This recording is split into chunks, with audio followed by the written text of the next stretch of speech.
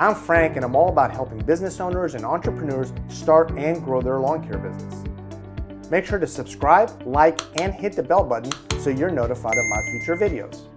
What's going on, lawn care pros? Hey, so today I have a special guest with me. I am super excited. Local mowing company out of Dallas, Texas. Stephen Gault, the owner of Mow. Hey, Stephen, welcome to the show. Well, thanks so much for having me. I'm very glad to be here. Great. So, Stephen, Mow, it kind of, I don't know if it kind of tells what you do or not, but if you could just kind of elaborate on what kind of business you're in and, specifically what niche of the lawn care market that you're in. Absolutely. So we've been in business now for about 3 years here in the Dallas area. Kind of wanted to just go after a specific niche when we rolled out the business. So we're 100% battery operated and electric lawn care company. We're focused primarily on zero emission lawn and landscape solutions. We just kind of we saw there was an opportunity to kind of jump into the same space, but using a different angle. So things were pretty slow when we first got going, but just as soon as we proved everybody the good work that we do, the phone started ringing more, and here we are 3 years later, and couldn't be happier with where we are right now. Super. So when you first started, you said like you started about 3 years ago. Were you, all electric at that point, or were you, doing putting out the emission like the rest of us do? And did you, eventually get into the going full battery? How was that transition? That's a great question. So we did start all electric, and I had an office job for 20 years prior to starting this business several years back, and things kind of got sideways a little bit with that job. So I said, I want to find something different, and so the first thing I'm going to do is I'm going to start by mowing my own lawn, or at least buying a lawnmower, and so my kids can mow the lawn. Mm-hmm. And so we went out to Home Depot at the time and bought one of those electric Ego lawnmowers for about $300. And everybody in the family fell in love with it. Everybody couldn't wait to mow the lawn. And kind of thought to myself, after mowing the lawn with that electric mower, I said, I don't know of any battery-powered lawn care companies around here, and maybe I should just go after this. So we did. And we jumped on it. We bought a couple of different units and just kind of the bare bones setup, enough to get out there and start cutting some grass. And the business has continued to grow from there. But yeah, to answer your question, we've always been electric and we've always been battery operated.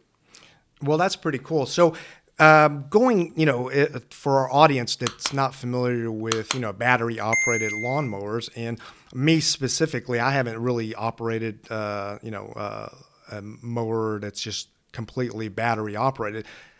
Tell us a little bit about some of the challenges of that segment of the business. For us, it's easy. If the mower runs out of gas, we go put some gas in it. But what are some of the challenges with, having battery operated lawn equipment? There's a great deal of challenges. When we first got started, not having enough batteries, was the biggest issue that we were having. I thought whenever I had a handful of 6 batteries that was going to be enough to accomplish the goal. And just as soon as we started adding some more clients, I didn't have enough batteries. And charging those batteries on location was, that was tricky to do because we didn't know, is it okay to plug our chargers into somebody's house? So we had to get into the onboard charging side of the business, and how are we going to charge these batteries on the go? How are we going to be able to make sure that we can keep working? And that in of itself just presented a great deal of challenges. On top of that, that first generation of equipment that we started using several years back, it just didn't have the cutting power. So, I had to cut the lawn twice Mm. sometimes just to give it a good clean cut. So there was certainly some frustration around that. And, we continued to do research and learn about the different mowers and the different horsepower of mowers. And I got hooked up with Jason Jones over at Ego. He's one of the reps there. And he provided us with a lot of information on the type of equipment that we need to be buying if we're going to be competing per se for business and obviously to keep it efficient and to make it cost effective as well. So primarily the tools and the batteries, that's the biggest struggle. As we continue to grow, we are we've got about 175 clients now, Wow. and as we continue to grow, that capacity to be able to charge on the go has certainly been at the forefront of just about everything that we do now. So how did you overcome that challenge? I know I've seen some setups in the past where people run like the trailer and maybe they run some solar panels on top of the trailer and then they got a ton of charging stations within the trailer. Is that similar to what you're operating, or are you just bulk number of batteries and just managing everything that way? Great question. We started with our first solution when we were charging on the go by using these. Their Goal Zero makes this unit, and it's called the Yeti 1000. Most people use it for tailgate parties, for camping trips, things like that. And it provides about 4 to 6 charges for some of these 5 amp, 7.5 amp batteries that we're using. So that provided um, enough of a solution when we got started to just kind of maintain the number of clients that we had. But of course, as time went by and we got more clients and we got more efficient and more effective with our business, and went through a lot of training. We did get into installing solar panels on the vans and the cargo trailers. The solar panels themselves don't necessarily provide a whole lot of charging power, but each one of our rigs has it's a 300 amp hour lithium battery on board, which is a rather big battery. It's about 90 pounds. Hmm. So we would overnight charge that unit. And then we've also got 50 amp chargers on board on the vans and on the cargo trailers that are connected to the alternator on the vehicle. So when the vehicle's actually running, it's charging the onboard battery. And of course, the solar panels are charging the onboard battery as well. And then we use 2,000 watt and 3,000 watt inverters connected to those batteries, and into that we've got our chargers plugged in. Wow, man, that sounds like a very sophisticated setup. It's it's not like I'm gonna just go get a battery operated mower and I'm off to I'm off into business, right? Because I know down here in the Dallas Fort Worth area, and we deal with like St. Augustine, Bermuda. I know some of those St. Augustine lawns, right, when they get really thick, middle of the summer, and you're constantly having to raise your deck, even with the regular gas mower. I can just imagine, how much torque you need with an all electric, and walk us through that. I mean, like if I was picking your brain and I'm just starting out, I'm a solo operator. Let's say I get a couple mowers. How many lawns can I expect to get through with one or two or three charges? Kind of walk us through that. Yeah, absolutely. As long as you have enough battery power, you can continue to work as effectively as you normally would in a gas power setting. Mm. That's I say that's within reason as well. To call a spade, the electric equipment still has a way to go. A gas powered equipment is obviously going to get the job done quicker. There's no doubt about it. I know that, having been in the electric lawn care space now for several years. Mm-hmm. So there is a little bit of sacrifice on the time. You're absolutely right on raising the deck height at this St. Augustine grass that we have here. It may require two passes in some cases. Mm. We're very fortunate that the new units that we exclusively use Ego Lawn equipment. We're using their commercial grade equipment as well.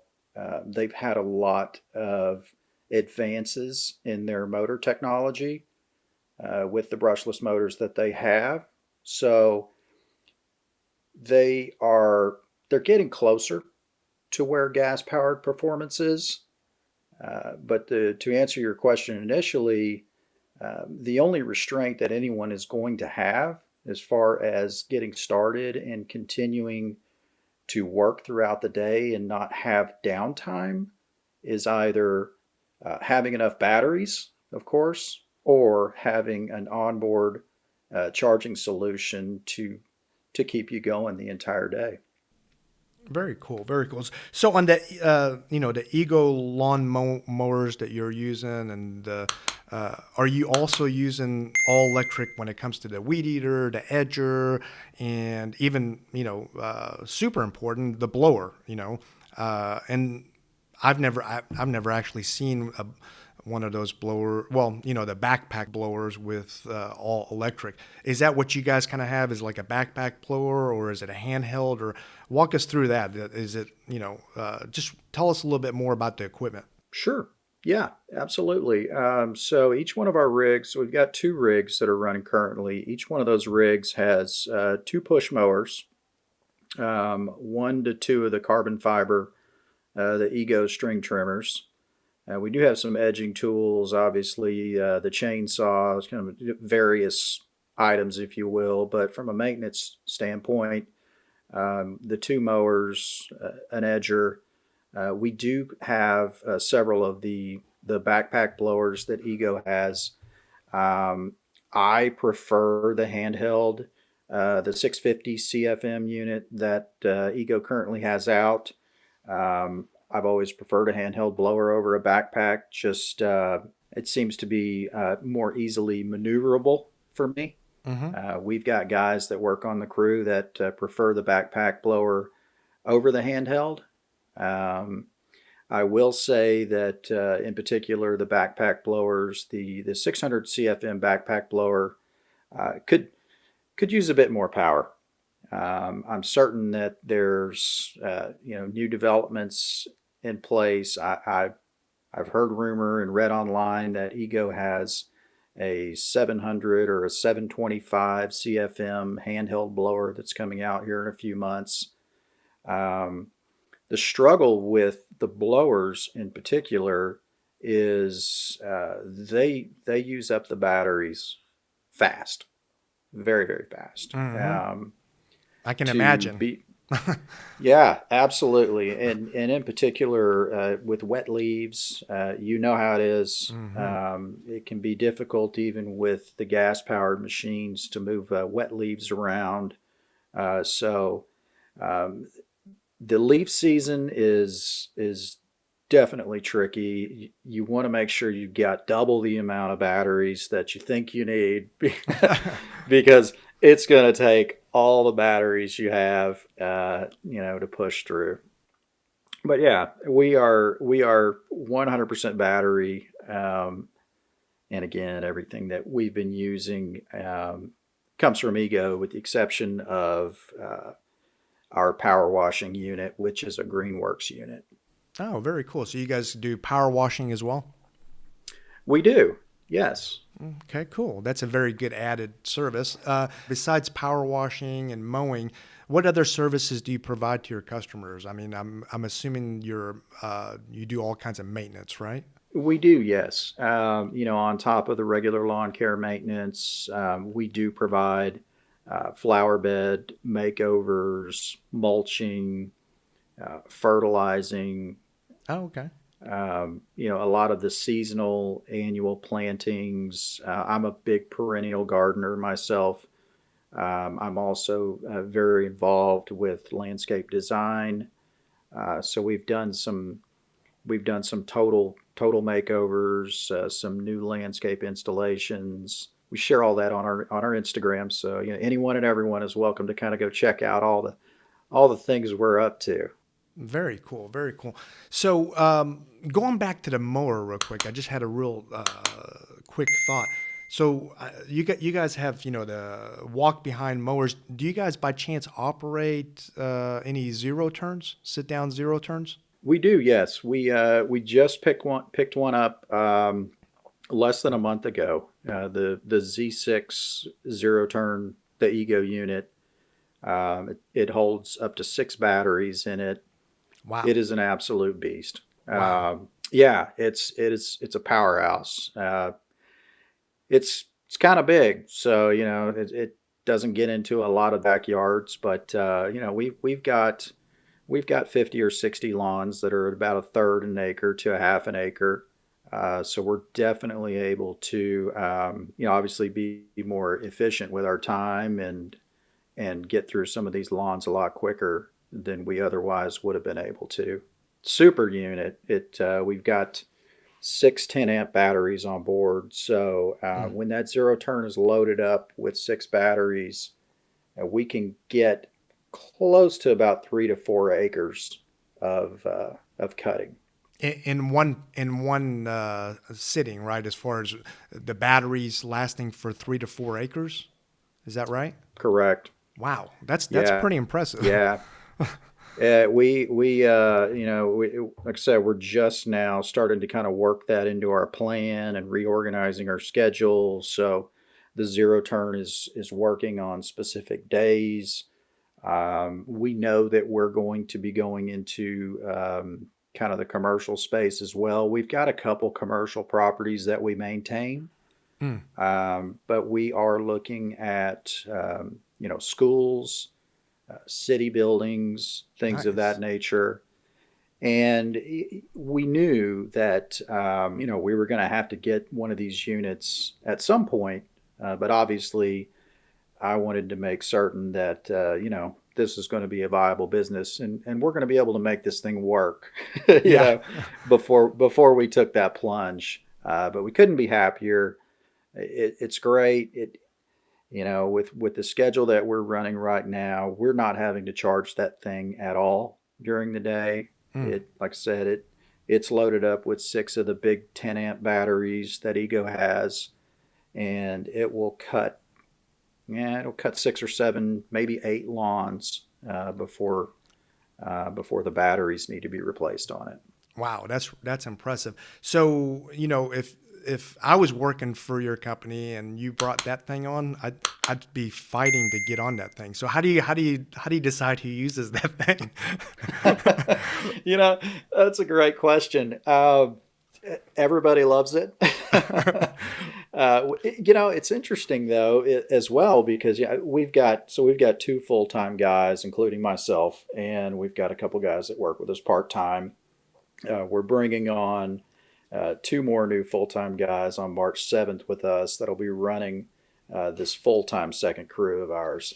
Awesome. And you know, there's one guy in particular on the crew who I thought for certain would have been the least likely to either A, have any interest in spending his day on the zero turn, and second to that, I thought, man, he's not going to be any good at this thing. He's going to drive it over curbs and hit trees and whatever. And this guy jumped on the unit, and I mean, he's an ace. Hmm. It's like he was born to be on the zero turn. So he's kind of become the zero turn guy, and Yeah, I don't know what else to say. Until we get another unit, I suspect that he'll be spending his days on there. It's got a cup holder in it, Oh, nice. Okay. it's Bluetooth, so you got, come on, it's like he's just driving, he's driving a Right. car around. That's what I'm uh, saying. I'd be fighting to be the guy, making sure I don't yeah, run over curves or anything. yeah. It was funny because I don't have any experience driving a zero turn mower, Mm, and yeah, I know how to drive ATVs and things like that, but I've never driven a zero turn mower in my life. sure. And I caught on to it pretty quick. And of course, I pick up this unit and we have a team meeting so I can show the guys the new piece of equipment. And I'm kind of demoing it like, here's how you do it, here's how you work it. And everybody else that got on that mower was so much better at it than I was. I mean, so now I'm just I'm staying away from it because I'm probably embarrassing myself on it when I compare my zero turn skills to everybody else on the team. But we're so very fortunate and so glad to have that unit. I'm sure you're not too. I'm not. I'm sure you're not too bad at riding that zero turn. But I bet whoever is getting the opportunity to ride it, though, they appreciate you not being confident on that zero turn. Yeah, great point. Yeah. I've been practicing. I mowed my own lawn with it yesterday or Saturday rather, and of course we got a small little quarter acre lawn, but I I jumped out there with a zero turn. So give me a few more months, I'll be an ace on that thing just like everybody else. That's pretty cool. I'm sure you will. Hey, so you've been in business for 3 years. You said you had what 160, 165 accounts.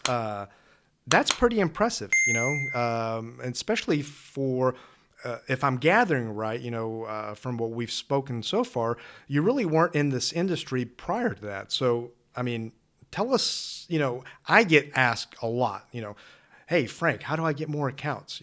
And I know there's no magic bullet, and I tell everybody certain things, about marketing and, the hustle and, doing things throughout, making sure that you're doing many different things. But do you have some formula, or can you share with the audience a few tips as to how you were so successful in growing your business so quickly? Yeah, of course. So I have, I'm almost 50 now, and I've always been in a sales position. I was a marketer for a physician recruiting company for the longest time. Um, and I've found out that, sales it's a very transitional skill. And having always been in marketing and sales and business development my entire life, I didn't, as I had mentioned, it's the similarities were very much the same. In the past, I was selling doctors to hospitals. Mm, Today, I'm selling lawn care services to clients. Um, so the process in and of itself is quite similar. I've always had a passion for working outside. I've always enjoyed mowing my own lawn. I've always enjoyed landscape design and gardening. Um, I grew up in a house where kids mowed lawns. That's what we did. And we always did good work, or else dad would make us go do it again. So it came quite natural. And, as I'd mentioned, I love working outside, except for when it's very, very, very cold. mm, yeah. Like it um, has been in the last week or so, right? yeah, it's been a little chilly the last few weeks. Yeah. But yeah, so we transitioned over to this rather quickly, and um, I got, well, let me think here for a second. So Instagram has certainly been a good outlet for us from a marketing standpoint. I've got some former background experience in web development, just from some side hustles that I've had over the years. Nice. I ran a construction remodeling company as a side hustle for a few years. I think that all of those experiences over time have certainly helped to contribute to the rapid growth that we've experienced. I will say that in this particular industry, as with any industry for that matter, communication is key. It really is. We pick up 75% of our clients generally are telling us the pitfalls that they had with their previous company. Mm-hmm. And that was they didn't communicate with us. They didn't tell us when they were going to show up, or they would show up on different days, or they wouldn't show up at all. And having been in sales and marketing and communication my entire life, I saw that as an opportunity as well because I'm a communicator. Mm-hmm. I believe in having goals and and sharing those goals with my team, with my family, and communication is how we're going to get there. Mm-hmm. Awesome. And we're going to continue this conversation with Stephen in the next episode. I hope this information was helpful to you. Make sure to subscribe, like, and hit the bell button so you're notified of my future videos. See you next time, Lawn Care Pros.